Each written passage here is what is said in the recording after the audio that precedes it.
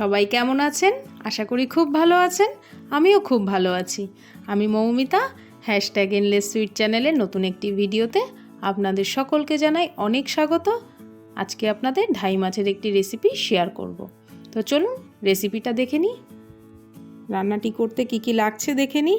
এখানে ঢাই মাছ নিয়েছি, নুন হলুদ মাখিয়ে রেখেছি, পেঁয়াজ কুচি, শুকনো লঙ্কা, আদা রসুন কাঁচা লঙ্কা, ধনে জিরের একটি পেস্ট ও টমেটোর পেস্ট।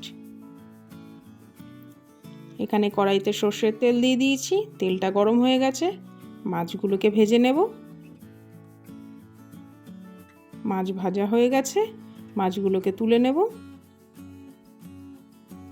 এইভাবে একবার রান্নাটা আপনারা করে দেখবেন, অবশ্যই খেতে ভালো লাগবে। মাছ ভাজার ওই তেলেই একটি শুকনো লঙ্কা ফোড়ন দিয়ে দিচ্ছি, পেঁয়াজ কুচি দিয়ে দিচ্ছি। পেঁয়াজটাকে হালকা করে ভেজে নেব। এবার আদা রসুন কাঁচা লঙ্কা ধনে জিরের যে পেস্টটা রেখেছিলাম সেটা দিয়ে দেব।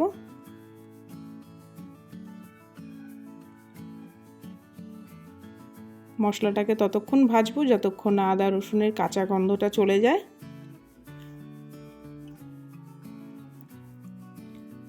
এইবার টমেটো পেস্টটা দিয়ে দেব, ভালো করে মিশিয়ে নেব।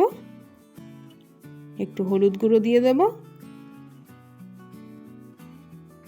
একটু কাশ্মীরি লঙ্কার গুঁড়ো দিয়ে দেব ও একটু স্বাদ অনুসারে লবণ দেব। মশলাটাকে ভালো করে কষিয়ে নেব যতক্ষণ না মশলার গায়ের থেকে তেলটা ছেড়ে আসছে।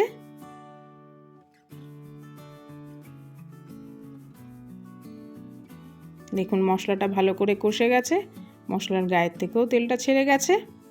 এই পর্যায়ে অল্প করে জল দিয়ে দেব। ফুটে আসলে মাছগুলো দিয়ে দেব।